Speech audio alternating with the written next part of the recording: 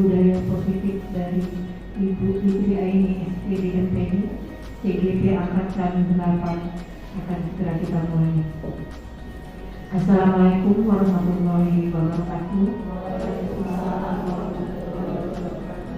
Selamat pagi, salam sejahtera untuk kita semua. Yang terhormat Ibu Rita Nilawati selaku Wakil Kurikulum SMA Negeri 9 Palembang sekaligus mewakili Bapak Kepala Sekolah SMA Negeri 9 Palembang yang dalam hal ini beliau sedang ada tugas luar. Yang terhormat ibu-ibu yang sudah bersedia hadir dalam acara ini dan yang kami sayangi dan kami cintai Ibu Fitri Aini SPD MPD selaku CGP Angkatan 8. Puji dan syukur tak henti-hentinya kita selalu panjatkan kehadiran Allah Subhanahu wa Ta'ala, di mana atas berkat dan rahmatnya jualah kita dapat berkumpul di sini untuk melaksanakan kegiatan CGP Angkatan 8 ini. Tak lupa salawat dan salam selalu kita haturkan kepada junjungan kita Nabi besar, Nabi Agung Muhammad Sallallahu Alaihi Wasallam, juga kepada keluarga, sahabat, termasuk kita juga. Semoga kita selalu mendapatkan syafaatnya sampai akhir zaman. Bapak Ibu sekalian, izinkan saya membacakan susunan acara pada diseminasi modul budaya positif. Acara yang pertama pembukaan, yang kedua sambutan dari Kepala SMA Negeri 9 Palembang yang dalam hal ini diwakili oleh Ibu Rita Nilawati SPD. Yang ketiga paparan dari Ibu Fitri Aini SPD MPD selaku CGP Angkatan 8. Yang keempat doa. Yang kelima penutup. Ibu-ibu sekalian, izinkan saya untuk membuka secara bersama-sama acara kita hari ini dengan melafazkan basmalah. Bismillahirrahmanirrahim. Baiklah, acara yang kedua, sambutan dari Kepala SMA Negeri 9 Palembang yang dalam hal ini akan disampaikan oleh Ibu Rita Nilawati SPD MPD selaku Wakil Kurikulum SMA Negeri 9 Palembang. Kepada Ibu Rita Nilawati SPD MPD SPD FSI dipersilakan. Terima kasih Bu Fitri. Yang terhormat Ibu Fitri Aini SPD MPD selaku narasumber diseminasi modul budaya positif. Yang terhormat ibu-ibu peserta diseminasi yang kita laksanakan di SMA Negeri 9 Palembang. Assalamualaikum warahmatullahi wabarakatuh. Pertama-tama izinkanlah saya diberi kesempatan untuk mewakili Bapak Kepala Sekolah SMA Negeri 9 Palembang, Bapak Hamdani SPD MPD. Seyogyanya beliau yang menyampaikan pengarahan sedikit pada hari ini, tapi karena ada tugas di luar diwakilkan kepada saya. Dan juga kita tidak lupa mengucapkan ribuan terima kasih kepada rekan-rekan yang sudah hadir memenuhi undangan dari Ibu Fitri Aini dalam rangka diseminasi ini. Atas kesempatan yang diberikannya dan waktu yang disiapkan, kami ucapkan juga terima kasih kepada Ibu Fitri Aini. Ibu-ibu di sini, saya hanya sedikit mengucapkan terima kasih yang sebesar-besarnya pada Ibu Fitri Aini yang alhamdulillah sudah berhasil melalui beberapa babak untuk mengikuti kegiatan CGP Angkatan 8. Terus terang ini merupakan kebanggaan tersendiri bagi kita ya, karena sudah beberapa orang yang mencoba mungkin belum berhasil. Alhamdulillah ada satu yang berhasil mewakili sekolah kita agar mungkin sekolah kita menjadi lebih maju dan juga dikenal, karena dalam hal ini guru penggerak itu benar-benar menjadi perhatian dari pemerintah dalam penerapan kurikulum merdeka.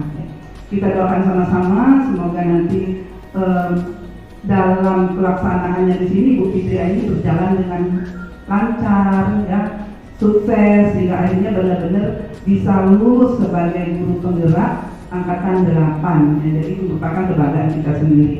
Nah, lalu kemudian ibu-ibu, jika yang masih ada kesempatan di sini saya mewakili Bapak Kepala Sekolah, sangat mengharapkan sekali kepada ibu-ibu, silakan untuk mengikuti kembali jika nanti ada tahap berikutnya. Ya, mungkin sekarang tahapnya ke-10 ya, Ibu, ya. Nah, jadi nanti kalau di angkatan ke-10 nanti memang benar-benar ada kesempatan wilayah Kota Palembang atau Provinsi Sumatera Selatan untuk ikut mendaftar, marilah sama-sama mendaftar. Bersama itu lebih enak. Benar, pilihannya sendiri, jadi benar-benar sendiri. Mau buat apa ya? Mau apa? Benar-benar tidak ada rekan diskusi. Diskusinya mungkin hanya antara teman-teman yang di lingkungan yang lain ya. Tapi kalau kita bisa bersatu, bersama-sama belajar di dalam lingkungan sekolah kita sendiri seperti sekolah yang lain. Kalau yang lain itu ada yang sampai 4, ada yang 5, tesnya sama-sama. Alhamdulillah ada yang lulus sama-sama, ada yang lulus separuh, dari masalah tinggal rezeki masing-masing gitu, Ibu ya.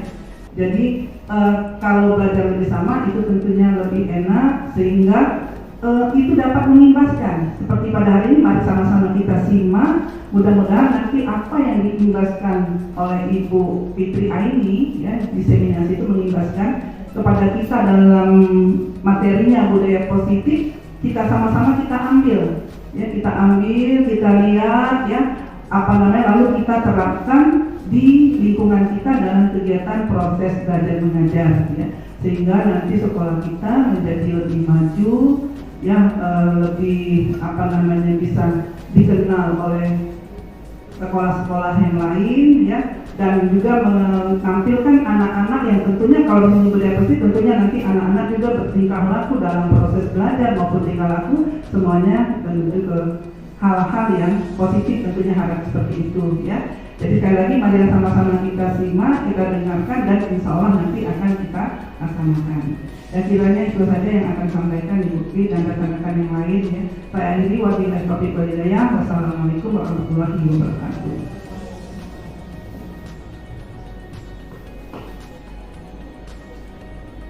Terima kasih atas sambutannya dari Ibu Rizanilawati selaku mewakili Bapak Kepala SMA Negeri 9 Palembang. Baiklah, yang berikutnya adalah penjelasan atau pemaparan dari calon guru penggerak Ibu Fitri Aini SPD MPD CGP Angkatan 8. Kepada Ibu Fitri Aini SPD MPD dipersilakan.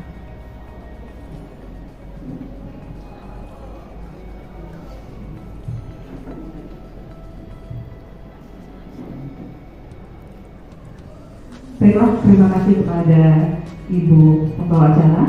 Mohon izin Ibu Rita Nilawati, dan terima kasih juga kepada rekan-rekan semua, khususnya rekan-rekan guru di SMA Negeri 9 Palembang yang telah meluangkan waktunya, yang telah memberikan partisipasinya untuk menghadiri kegiatan saya pada hari ini, yaitu diseminasi modul 1/4 budaya positif. Jadi diseminasi ini adalah penyebaran pemahaman. Jadi saya di sini melakukan kegiatan yang tujuannya kita berbagi. Jadi kita berbagi, kita mencoba untuk memahami budaya positif yang nantinya akan kita terapkan di sekolah kita di SMA Negeri 9 Palembang. Jadi saya mohon izin Ibu-Ibu untuk melakukan diseminasi modul 1/4 budaya positif. Jadi budaya positif ini adalah nilai dan kebiasaan yang berpihak pada murid agar mereka dapat berkembang menjadi pribadi yang penuh hormat dan bertanggung jawab sesuai dengan profil pelajar Pancasila. Jadi ini yang dimaksud dengan budaya positif. Jadi budaya positif yang akan kita terapkan kepada peserta didik ini nantinya untuk mewujudkan peserta didik kita memiliki profil pelajar Pancasila sesuai dengan kurikulum Merdeka. Sebenarnya di 2013 juga sudah ada pendidikan karakter. Di kurikulum Merdeka di sini ada profil pelajar Pancasila yang terdiri dari beriman dan bertakwa, berakhlak mulia, berkebinekaan global, bergotong royong, kreatif, bernalar kritis, dan mandiri.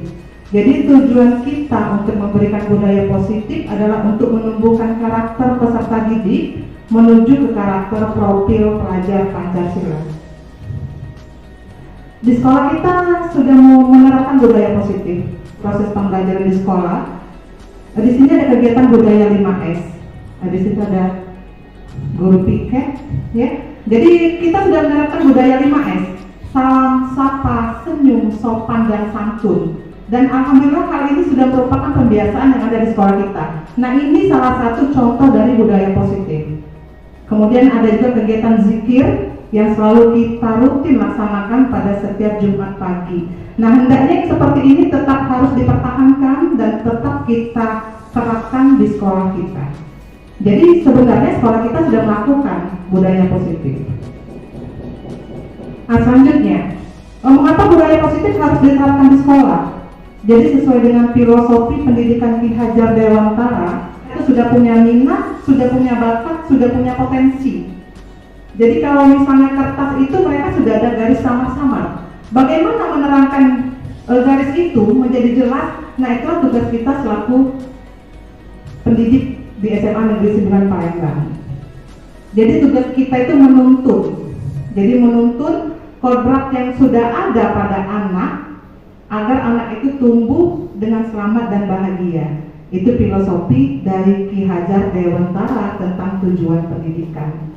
Jadi anak itu sudah punya kodrat alam, di mana kodrat alamnya memiliki minat, bakat, potensi, dan alhamdulillah juga Bu Rita di sekolah kita potensi mereka sudah kita kembangkan melalui kegiatan ekstrakurikuler. Jadi kita sudah mengarah ke sana. Jadi di sini saya itu sebenarnya memberikan pemahaman, berbagi yang memang sudah kita jalankan di sekolah kita, tinggal kita tingkatkan saja.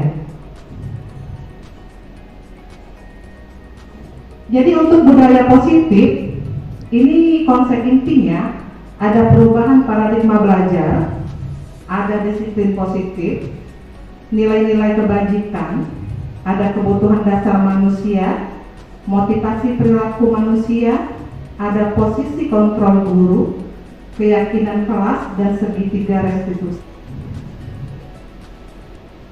Nah, ini yang waktu itu diterapkan sudah dijelaskan oleh Bu Rita. Jadi ada perubahan paradigma belajar dari kurikulum. Alhamdulillah sudah bagus, Bu Rita sudah mengarahkan kita para guru untuk melakukan perubahan paradigma belajar. Nah, di sini paradigma belajar kita sekarang kita harus bergerak, kita harus bergeser dari stimulus respon menjadi teori kontrol. Seperti apa stimulus respon itu? Nah, di sini yang seperti Bu Rita minta kita melakukan asesmen diagnostik, saya juga berpikirnya seperti itu sebelumnya. Jadi kita berpikir bahwa peserta didik itu kebutuhannya sama, tapi harusnya kita bergeser ke teori kontrol bahwa peserta didik itu kebutuhannya berbeda. Karena kebutuhan belajarnya berbeda, maka di tahap awal kita melakukan yang namanya asesmen diagnostik. Asesmen awal. Jadi dengan melakukan asesmen diagnostik, maka kita akan tahu bahwa kebutuhan belajar peserta didik itu ternyata tidak sama tiap peserta didik. Maka dari situ, dari asesmen itu, maka kita akan melakukan yang namanya pembelajaran berdiferensiasi. Nah, itu sebenarnya.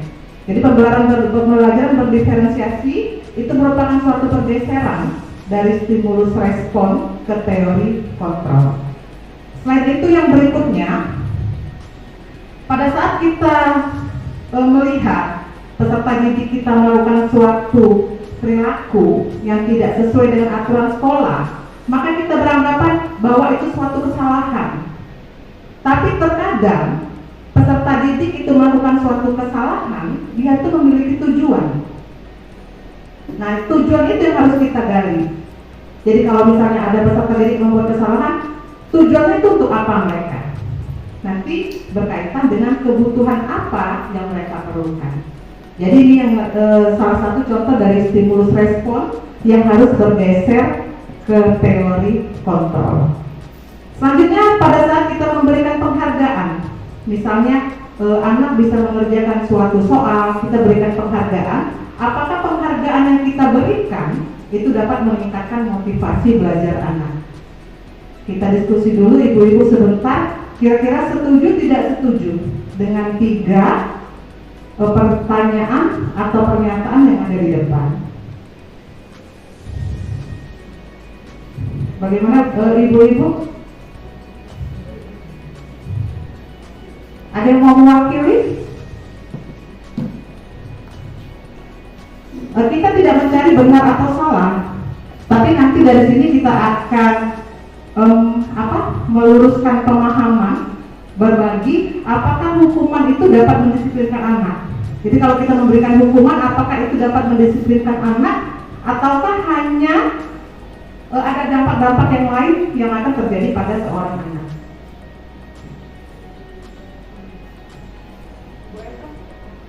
Bagaimana pendapatnya Bu Eva? Bu Dia?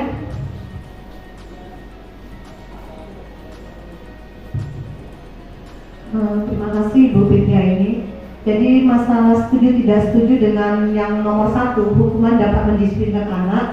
Itu kalau hukumannya itu masih dalam ranah yang aman, tidak melebihi batas-batas atau norma-norma yang ada di sekolah kita, itu memang bisa mendisiplinkan anak. Jadi artinya anak itu bisa menjadi punya tanggung jawab dengan apa yang mereka kerjakan. Jadi hukuman itu hanya memberikan tanggung jawab kepada mereka bahwa yang mereka lakukan, kesalahan yang mereka lakukan itu bukan semata-mata untuk membuat mereka trauma akan apa yang mereka perbuat dengan hukuman yang mereka dapat dari gurunya atau dari pihak sekolah lainnya. Terima kasih, itu saja Bu Fide.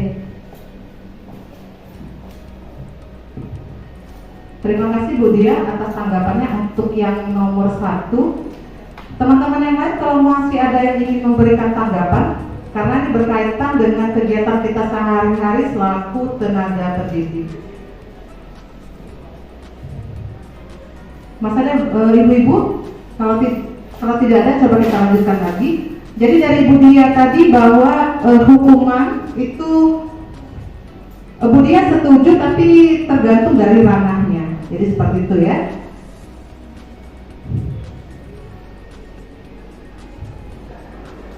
Nah, kita lanjut ke sini. Nanti pertanyaan-pertanyaan yang tadi akan terjawab pada paparan yang berikutnya. Jadi disiplin positif ini disiplin artinya belajar. Jadi kita akan menerapkan kepada peserta didik kita agar dia disiplin, tujuannya untuk kontrol diri. Jadi peserta didik kita agar bisa mengontrol diri dan terbentuklah kepercayaan diri.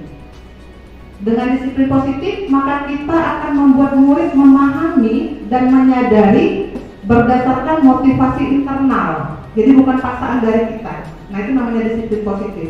Jadi kita mendisiplinkan positif biar siswa itu mempunyai motivasi internal. Kalau dia sudah motivasi internal dari dalam dirinya sendiri, maka disiplin positif ini nanti akan menjadi suatu pembiasaan. Tapi memang terkadang agak susah untuk memberikan disiplin positif kepada peserta didik. Maka kita selaku guru, maka tujuan kita untuk menciptakan murid yang memiliki disiplin positif sehingga mereka berperilaku kepada nilai-nilai kebajikan universal. Jadi itu tujuannya. Jadi disiplin positif yang kita berikan agar peserta didik itu memiliki nilai-nilai kebajikan universal.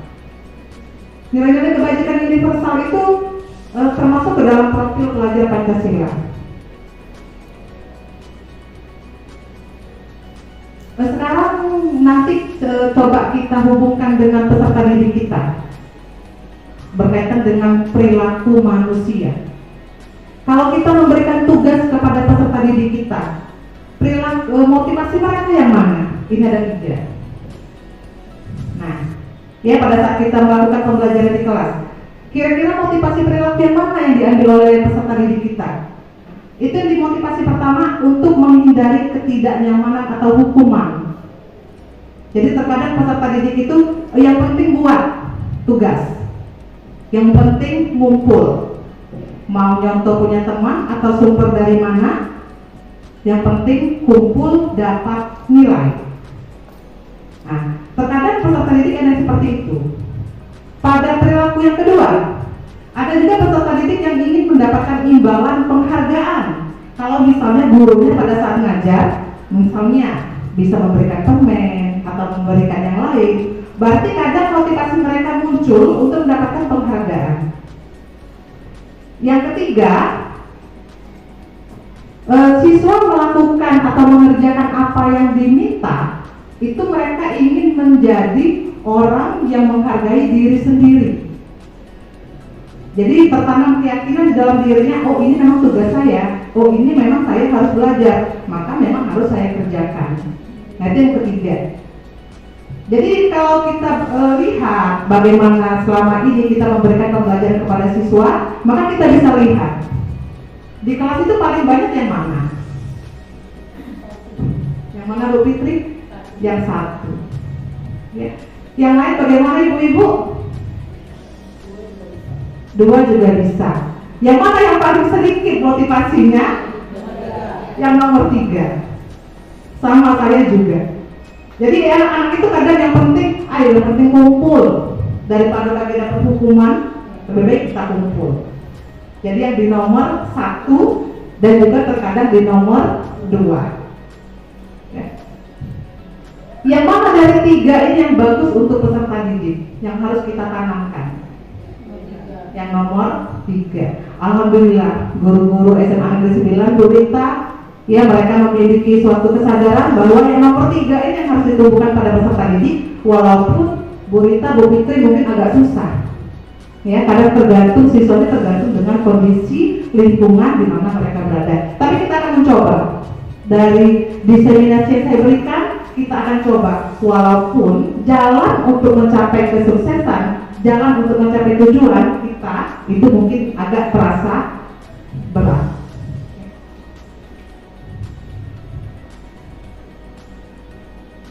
Nah ini jadi nomor 1, nomor 2. Jadi kalau kita kaitkan ibu-ibu, motivasi itu ada 2 ya, ada eksternal, ada internal. Kalau kita lihat berarti nomor 1, nomor 2, mereka itu memiliki motivasi yang mana? Internal atau eksternal?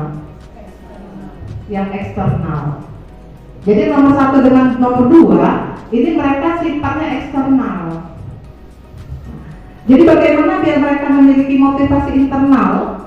Jadi kalau misalnya ada guru-guru yang memberikan penghargaan, jadi penghargaannya diminimalisir.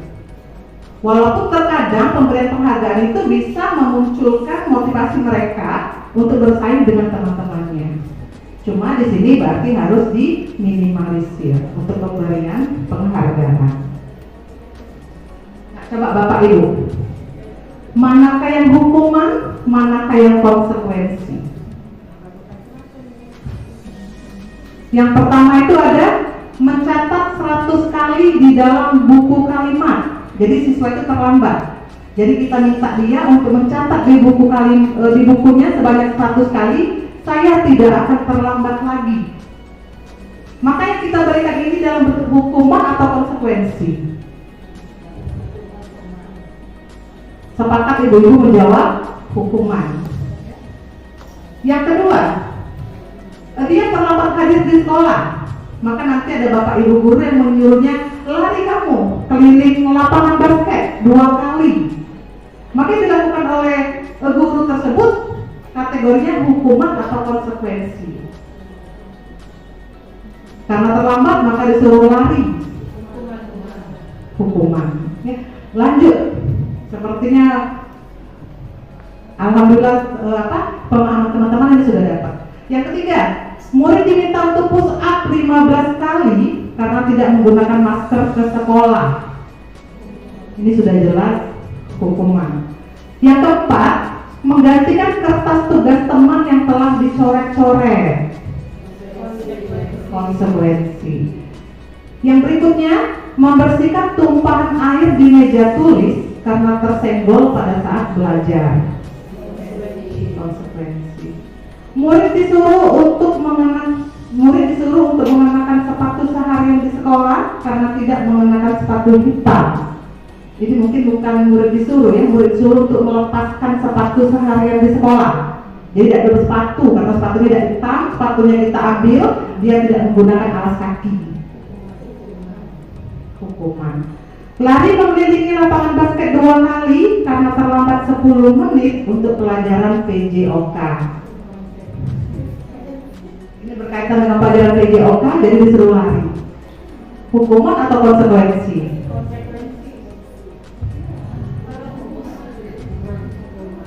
Berkaitan dengan pelajaran PJOK. Konsekuensi atau hukuman? Ya Bapak Ibu, untuk yang Ibu-ibu untuk yang ini sepertinya ada yang ke hukuman, ada yang ke konsekuensi. Coba Bu Fitri, gimana Bu Fitri?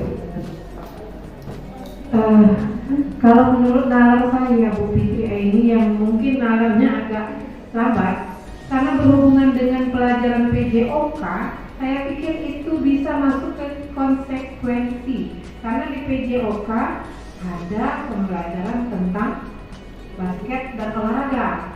Mungkin kalau menurut saya masuk ke konsekuensi karena dia ada kaitan antara PJOK dengan mengelilingi lapangan basket. Baik, terima kasih Bu Fitri. Teman lain ada yang berpendapat kalau ini hukuman atau konsekuensi? Atau kita lanjut ya? Seperti yang lain bilangnya konsekuensi. Nah, kita lihat di sini. Bapak Ibu benar ada Pak Burhan di sana, ya. Jadi di sini alhamdulillah pemahamannya sudah pas. Jadi ada yang hukuman, ada yang konsekuensi. Jadi tinggal kita melaksanakannya saja. Yang mana Bapak Ibu yang kira-kira harus kita terapkan kepada peserta didik kita? Apakah kita memberikan hukuman ataukah kita memberikan konsekuensi atas pelanggaran yang dia lakukan? Konsekuensi. Nah, mengapa kita harus memberikan konsekuensi? Nah, di sini yang harus kita pahami. Sebelumnya saya juga sama. Jadi sebelum mengikuti kegiatan CGP ini, kadang masih agak rancu mana hukuman, mana konsekuensi. Terkadang saya juga masih sering memberikan hukuman kepada peserta didik. Mengapa hukuman dan konsekuensi yang kita pilih? Karena di hukuman itu sesuatu yang menyakitkan. Walaupun bukan fisik yang kita berikan, tapi terkadang psikis yang terjadi kepada peserta didik. Apalagi peserta didik kita sudah pada usia remaja. Jadi terkadang mereka ada psikisnya kadang malu. Cuma kita juga sama. Saya juga di sini belajar untuk memperbaiki diri. Bukan saya menyatakan bahwa saya sudah pas. Saya juga sama. Kadang-kadang Bu Rita, kadang-kadang namanya emosi. Jadi kadang-kadang siswa itu dimarah itu secara umum.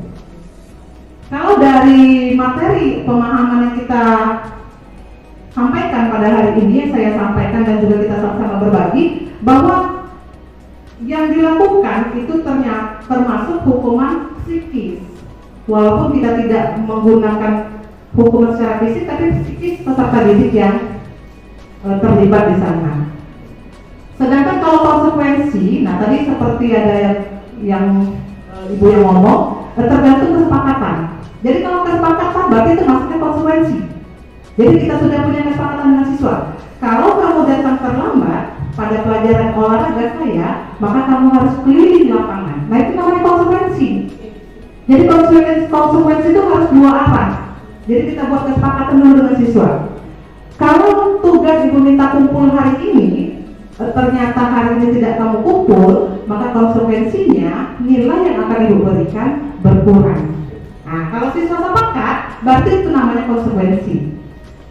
Jadi tindakan yang kita berikan atas pelanggaran yang dilakukan oleh peserta didik itu sesuai dengan kesalahan yang dia lakukan. Jadi kalau misalnya dia mengoyak kertas temannya atau menghilangkan catatan temannya, maka konsekuensinya harus sama dengan tindakan yang dia lakukan. Nah itu yang diminta. Kalau dulu, kalau misalnya ribut seperti apa, maka siswa kadang tegak di depan. Kalau sekarang alhamdulillah tidak lagi.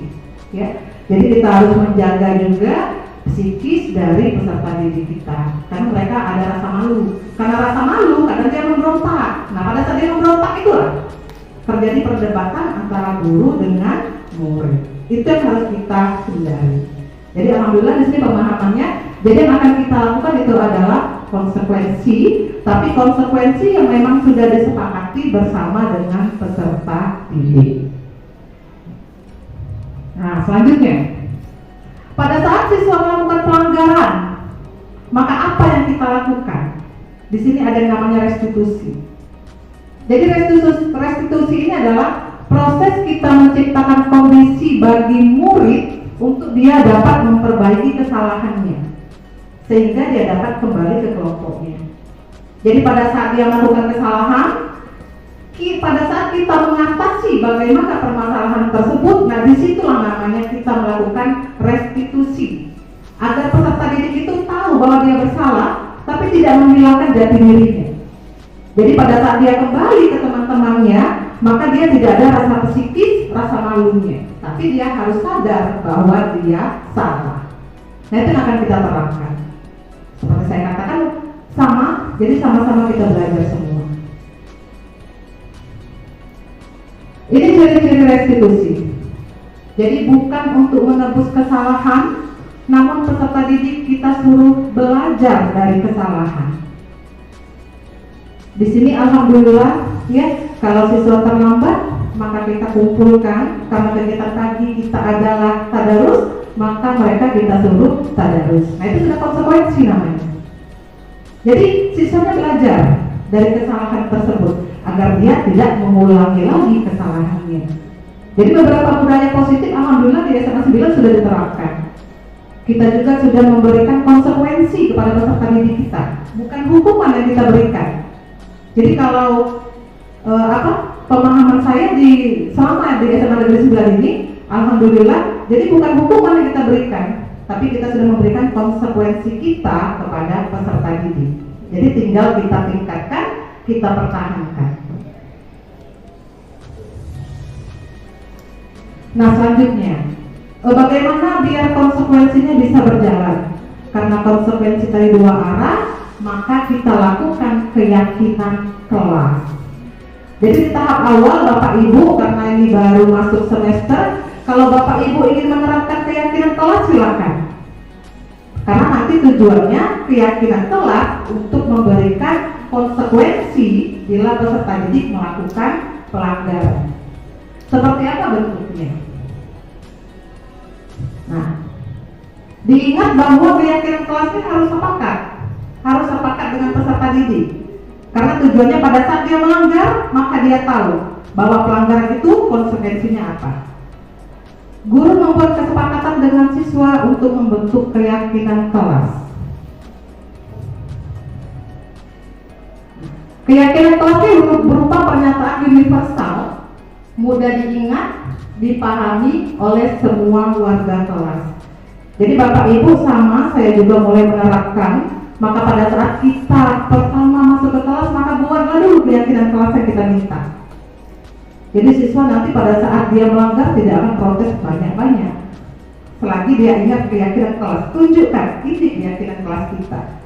Boleh pakai sticky note, boleh langsung dipilih, nak maunya apa keyakinan kelas kita. Kenapa bukan peraturan? Karena kalau peraturan dia sifatnya sesaat. Jadi dari mana muncul keyakinan kelas? Ini dari peraturan. Nanti kita kaitkan dengan peraturan sekolah boleh. Dari peraturan kelas menjadi keyakinan kelas, dengan keyakinan kelas yang kita terapkan, maka lingkungannya akan menjadi positif sehingga tercipta budaya positif di SMA Negeri 9 Palembang. Nah itu tujuannya. Jadi Bapak Ibu, jadi kita mulai buat keyakinan kelas sehingga tujuan diseminasi kita hari ini tercapai pada budaya positif. Nah ini contohnya. Jadi kalau misalnya pada saat kita buat keyakinan kelas, nah coba buat, kata kita peraturan di kelas kita apa? Pada saat siswa ngomong, Bu dilarang mengganggu orang lain, nanti ada yang ngomong, Bu hadir di sekolah 15 menit sebelum pembelajaran dimulai. Ada yang ngomong misalnya bergantian atau menunggu giliran, jangan berlari di kelas. Nah itu namanya peraturan. Nanti kalau Bapak Ibu meminta peserta didik memberikan peraturan, maka lihat nanti mana yang mendekati, mana yang sama jadikan keyakinan kelas. Nah, kita lihat di sini. Jadi sebelah sini yang keyakinan kelas. Jadi kalau misalnya peraturannya, Bu, katanya kembalikan buku ke tempatnya, berarti keyakinan kelas yang akan kita terapkan tanggung jawab. Bu, pada saat dia tidak, misalnya dia melanggar bukan peraturan itu, Bu, misalnya dia tidak piket, tetap masuk, berarti ditanggung jawab. Jadi pada saat peserta didik sering dia melapor, Bu, si A tidak piket, si B tidak piket. Pada saat kita panggil, tanya dengan dia. Nah, kita ada keyakinan kelas. Yang manakah yang kamu langgar dari keyakinan kelas ini? Maka dia akan jawab tanggung jawab. Nah, ini namanya keyakinan kelas. Jadi memudahkan kita pada saat terjadi siswa yang melakukan pelanggaran kelas, maka di sini kita bisa memberikan mereka konsekuensi.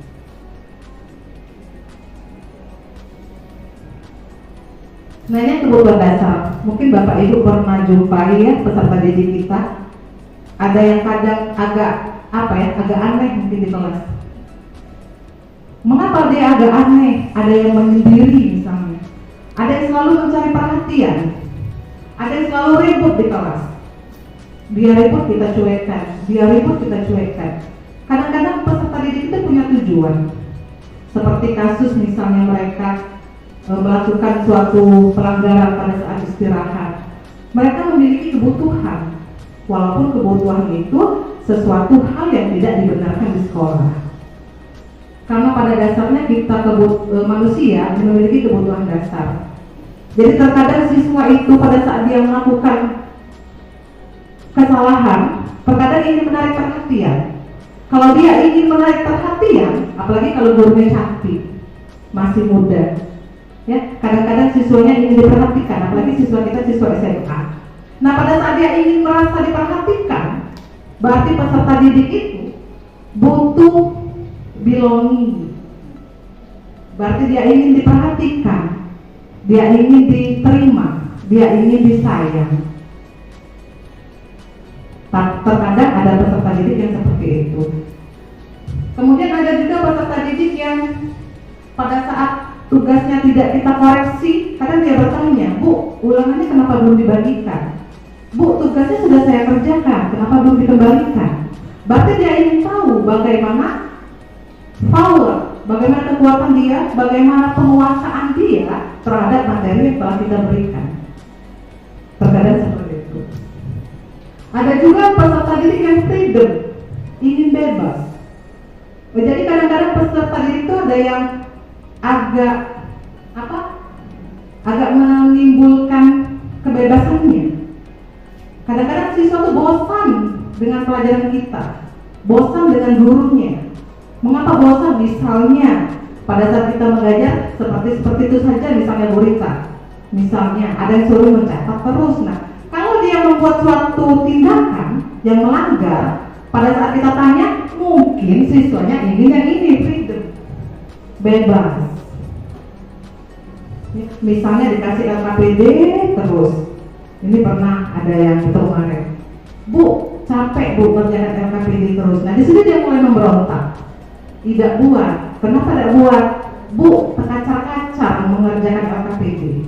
Berarti dia ingin bebas, tapi bebasnya itu masih dalam kategori belajar. Jadi tetap dalam tahapan belajar.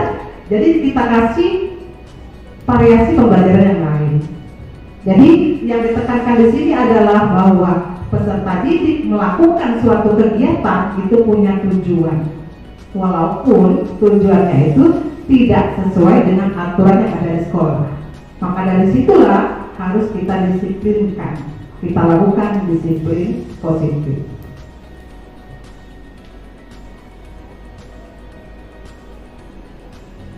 Nah, sekarang di sini.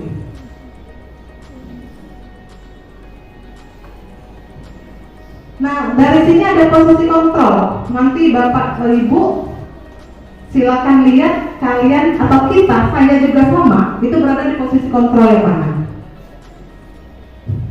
Nah, ini ada posisi kontrol itu penghukum. Yang kedua, posisi kontrol pembuat merasa bersalah. Jadi kita memberikan tekanan kepada peserta didik agar dia merasa bersalah. Itu berarti kita berada di kontrol pembuat merasa bersalah. Yang ketiga, kadang guru-guru memposisikan dirinya sebagai teman.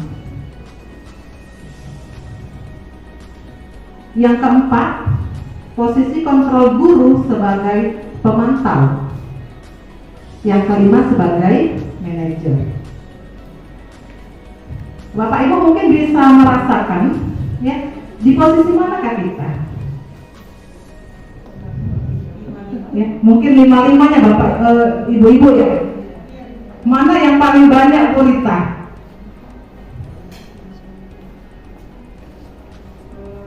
Kalau saya pribadi dua, hukum dan membuat merasa bersalah. Itu tapi hanya untuk anak-anak tertentu yang sudah beberapa kali melakukan pelanggaran dan sudah kita ingatkan, berikan kesepakatan awal di awal waktu kita belajar bahwa nanti kalau tidak membuat tugas ini seperti ini sanksinya, misalnya kalau terlambat masuk dan seperti ini, dan sudah kita tidak memberikan kesepakatan di kelas, biasanya itu yang mesti saat ini masih agak dominan. Kalau saya pribadi ya, untuk teman itu juga ada, sebagai manajer ada, pemantau ada, tetapi saat ini yang lebih dominan dua itu. Terima kasih Bu Rita. Yang lain, ada yang mau memberikan pendapat Ibu-ibu?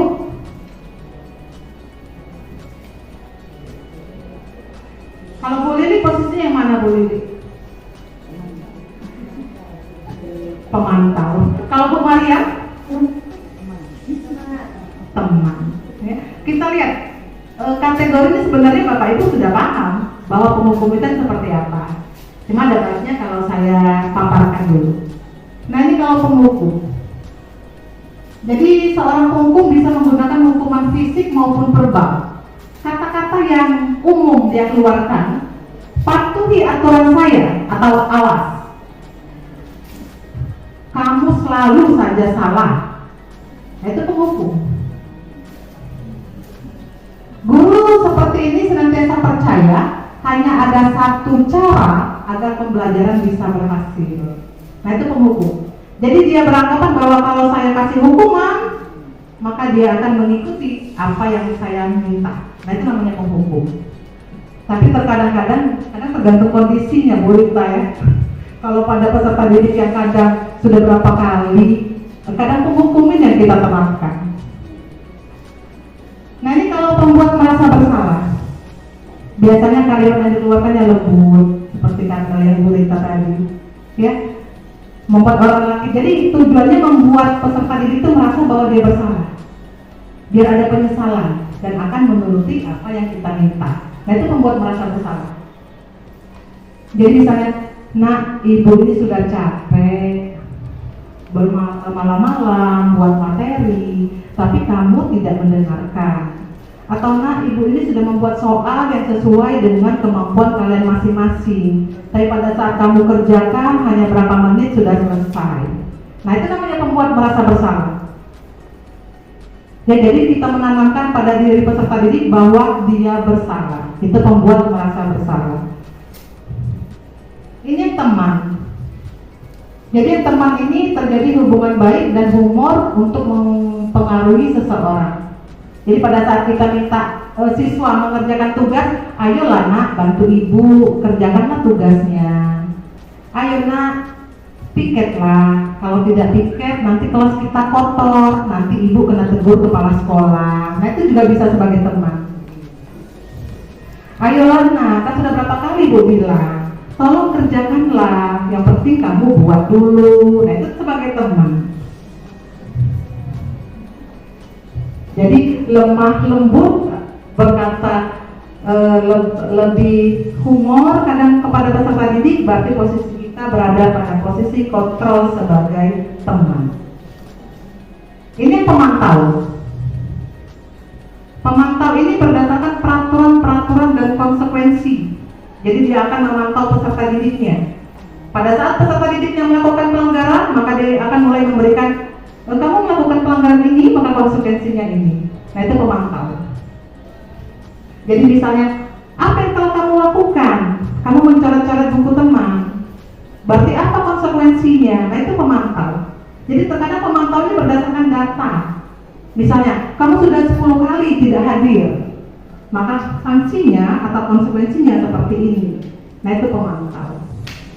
Yang terakhir, posisi kontrolnya yaitu manajer. Yang ini agak susah untuk kita terapkan. Posisi di mana guru berbuat sesuatu bersama dengan murid, mempersilahkan murid mempertanggungjawabkan perilakunya, mendukung murid agar dapat menemukan solusi atas permasalahannya sendiri. Jadi manajer ini mengelola, membantu. Bagaimana peserta didik itu meyakini kesalahannya, bagaimana solusi dia untuk memperbaiki kesalahannya. Nah, ini posisi manajer. Posisi ini yang sebenarnya sudah kita lakukan, tapi mungkin kadang tidak terarah, tidak terukur, karena memang agak susah kita lakukan. Kita memang benar-benar yakin bahwa ini peserta didik tidak bisa seperti ini kan, tidak bisa seperti itu kan, maka memang benar-benar bagaimana cara kita mengatasinya, itu namanya posisi manajer. Kita lihat di sini beberapa posisi kontrol seorang guru.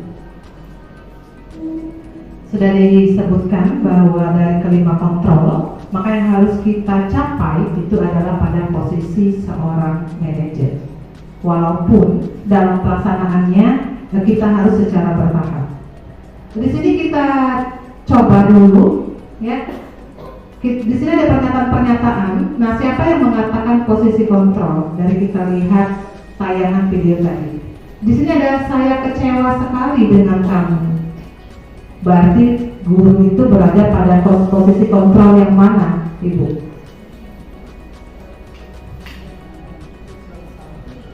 Pembuat merasa bersalah. Jadi ini beberapa pernyataan-pernyataan, siapa yang mengatakannya. Nah, dapat kita lihat di sini. Ayolah, lakukan demi ibu bapak. Berarti dia memposisikan dirinya sebagai teman. Kamu selalu yang paling terakhir. Berarti guru itu memposisikan dirinya sebagai penghukum. Tetapi yang ini tadi, selama perjalanan kita untuk menuju posisi manajer, dalam praktek penerapan disiplin sehari-hari, kadang kita akan kembali ke posisi teman atau pemantau. Jadi kadang masih berkaitan dengan situasi dan kondisi pada saat kita memberikan pembelajaran kepada peserta didik. Terkadang kita masih berada pada posisi teman, terkadang kita masih berada pada posisi pemantau. Karena terkadang siswa juga itu belum siap untuk diajak diskusi pada saat dia melakukan pelanggaran. Tapi seperti yang kita lihat di video tadi, jadi walaupun dalam penerapannya kita masih berada di posisi pembuat merasa bersalah, di posisi teman, di posisi pemantau, tapi kita akan sama-sama belajar. Kita akan sama-sama meningkatkan kompetensi kita, meningkatkan pengetahuan kita, bagaimana agar kita dapat mencapai posisi manajer. Karena dengan posisi manajer ini kita berharap tujuannya adalah murid kita dapat menjadi pribadi yang mandiri, merdeka, dan bertanggung jawab atas semua perilaku maupun sikap yang dia buat. Jadi kita sama-sama belajar, ibu-ibu, untuk dapat masuk ke posisi kontrol sebagai manajer. Selanjutnya konsep inti budaya positif yang terakhir. Jadi seorang guru yang berperan sebagai manajer, maka pada saat peserta didik melakukan kesalahan atau pelanggaran, maka bagaimana cara dia menyelesaikan permasalahan dengan muridnya, maka di sini dikenal dengan segitiga restitusi. Maka sebaiknya guru menerapkan segitiga restitusi dalam menyelesaikan permasalahan peserta didik. Nah, ini disebut dengan segitiga restitusi. Jadi proses menciptakan kondisi bagi murid untuk memperbaiki kesalahan mereka. Segitiga restitusi, jadi ada 3 sisi. Jadi apa yang kita terapkan pada saat peserta didik kita membuat kesalahan? Jadi di sini yang pertama, kita harus menstabilkan identitas dulu. Jadi kita stabilkan identitas peserta didik itu. Nah, seperti beberapa kalimat, setiap orang pasti pernah melakukan kesalahan. Nah, kamu bukan satu-satunya yang pernah melakukan ini. Nah itu kita menstabilkan identitasnya dulu. Setelah anak itu stabil identitasnya, maka sisi yang berikutnya yaitu validasi kebutuhan atau validasi tindakan yang salah. Di situ baru kita melakukan pendekatan, kita berikan dia untuk memvalidasi bahwa tindakan yang dia lakukan itu salah. Seperti kamu tentu punya alasan. Jadi pada saat siswa melakukan pelanggaran kita tanya, ini sudah sering kita lakukan, alasanmu apa melakukan ini? Siswa misalnya berkelahi, apa alasan kamu, kenapa kamu bisa berkelahi dengan temanmu sendiri? Nah itu berarti kita melakukan yang kedua, validasi kebutuhan atau validasi tindakan yang salah. Yang ketiga, baru kita menanyakan keyakinan. Setelah dia tahu bahwa dia salah, kita tanya, nah dari yang telah kamu lakukan pelanggaran ini, keyakinan atau peraturan yang mana yang kamu langgar?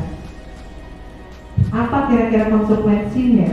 Kira-kira adakah solusi bagaimana cara kamu menyelesaikan masalah yang kamu buat? Nah itu berarti kita di posisi sisi yang ketiga, yaitu menanyakan keyakinan. Nah ini untuk jelasnya. Jadi pada saat kita menstabilkan identitas, ini kalimat-kalimat yang akan kita ucapkan kepada peserta didik kita secara umum. Kalau nanti ada yang tidak termasuk di sini juga tidak apa-apa selagi dia menstabilkan identitas. Jadi guru akan berkata, berbuat salah itu hal yang manusiawi. Nah di situ berarti kita menjaga jangan sampai harga dirinya itu turun. Tidak ada manusia yang sempurna. Bapak ibu juga pernah berbuat salah, atau teman kamu juga di kelas ada yang terlambat, bukan hanya kamu sendirian. Nah itu namanya dia menstabilkan identitas. Jadi siswanya stabilkan dulu. Sudah stabil, baru kita masuk yang kedua, kita validasi kebutuhannya. Kamu bisa saja kan melakukan hal yang lebih buruk, tapi kamu tidak melakukannya. Kamu pasti punya alasan. Jadi pada saat dia misalnya mencoret-coret buku temannya, kita tanya, alasannya apa nak? Kenapa buku teman-temannya dicoret-coret? Nah itu berarti kita masuk yang kedua. Yang ketiga, kita tanyakan keyakinan. Nilai-nilai universal apa yang kita sepakati? Nah nilai-nilai universal kesepakatan ini awalnya dari keyakinan kelas yang kita sudah buat. Jadi kalau di kelas kita punya keyakinan kelas, pada saat kita melakukan segitiga restitusi, maka disinilah peran dari keyakinan kelas. Jadi imbasnya di sini. Ini untuk materi yang terakhir, kita lihat bagaimana cara penerapan segitiga restitusi.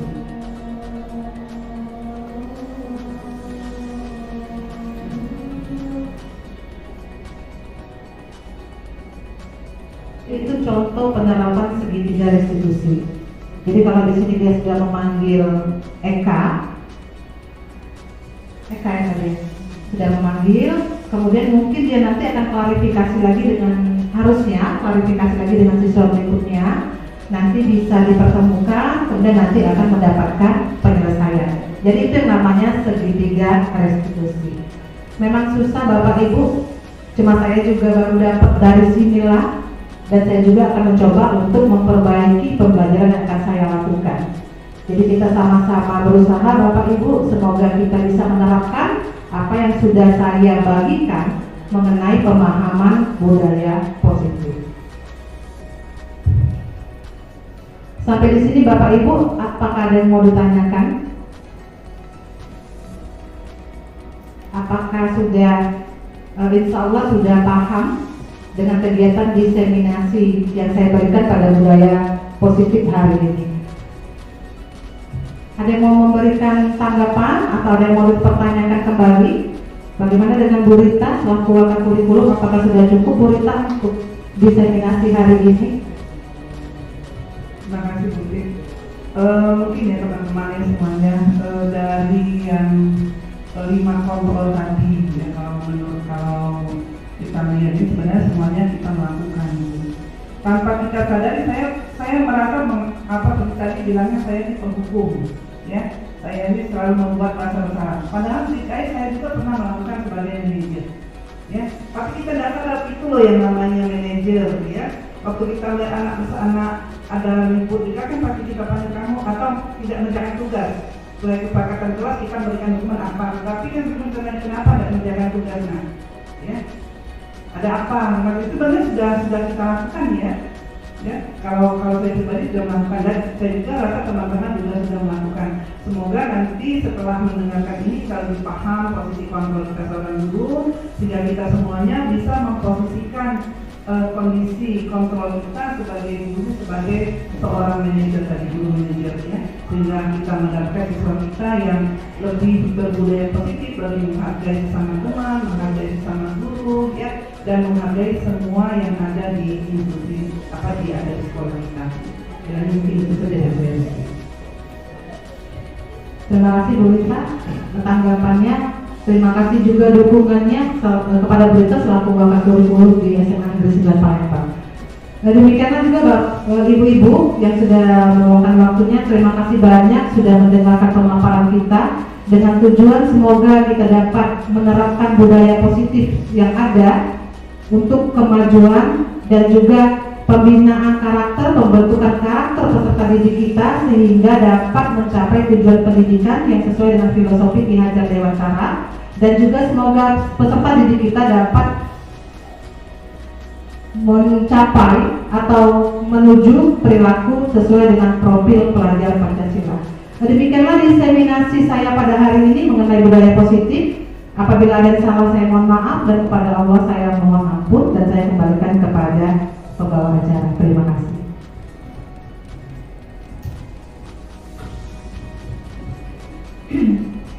Demikianlah tadi sudah kita dengarkan paparan dari Ibu Fitri Aini, SPD selaku calon guru penggerak angkatan 8 yang sudah menularkan kepada kita diseminasi modul 1.4. Banyak ilmu yang kita dapat hari ini, banyak pelajaran yang akan kita lakukan ke depan.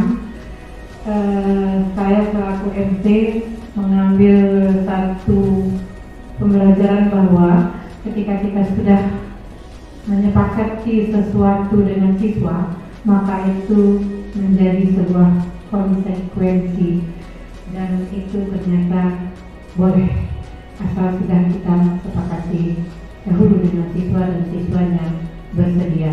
Ilmu ini baru kami dapatkan Bu Fitri, dan semoga ke depan kita sama-sama melaksanakannya dan kita semua adalah manajer untuk siswa-siswa kita. Baiklah, acara yang selanjutnya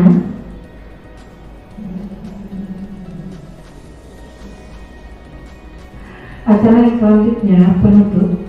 Untuk menutup acara kita hari ini, marilah bersama-sama kita melafazkan hamdalah. Alhamdulillahirabbil alamin. Saya selaku pembawa acara mengucapkan maaf jika ada kata-kata yang salah. Kepada Allah saya mohon